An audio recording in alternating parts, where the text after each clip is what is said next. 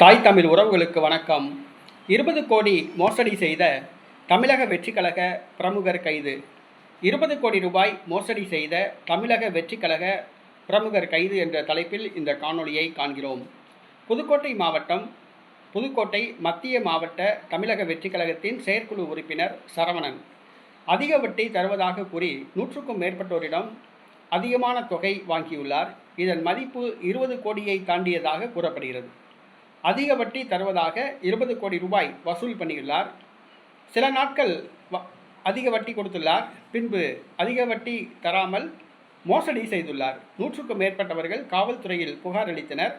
காவல்துறையினர் தமிழக வெற்றி கழகத்தை சார்ந்த மத்திய மாவட்ட செயற்குழு உறுப்பினர் சரவணனை அதிரடியாக கைது செய்தனர்.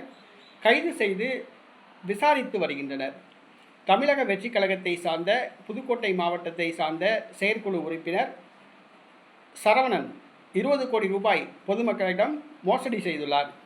பொதுமக்கள் புகாரை அடுத்து தமிழக வெற்றி கழகத்தை சார்ந்த சரவணன் கைது செய்யப்பட்டுள்ளார்.